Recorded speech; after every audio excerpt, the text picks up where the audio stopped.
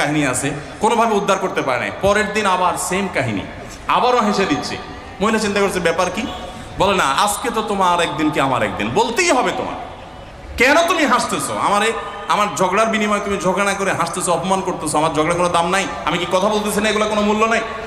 যখন চেতে যাচ্ছে এবার বলতেছে, শোনো তুমি যেহেতু জোরই করতেছো, তাইলে আমি বলি, আমি গেছি এক হুজুরের কাছে, হুজুর আমার এই বুদ্ধি শিখাই দিছে, আমি সেই বুদ্ধি অনুযায়ী চিন্তা করি। এখন আমি চোখের সামনে যখন চিন্তা করি যে কুকুর গেউ করতেছে, আমার হাসি আসে। বউ চিন্তা করে, কি বললা তুমি? তাহলে তুমি এই মনে করো আমারে? এবার থেকে বেচারে ঝগড়া করার আগেই তার থেমে যায়, চিন্তা করে হায় হায় আমি ঝগড়া করলে তো সে মনে মনে আমার ওইটা চিন্তা করবে। বুঝতে পারছেন? দাম্পত্য জীবনে একটু বুদ্ধিশুদ্ধি করে না চললে, শুধুমাত্র সোজা হয়ে দোয়া দরুদ পড়বেন আর সব সোজা হয়ে যাবে, শরীর মধ্যে এত সোজা না। একটু বুদ্ধিশুদ্ধি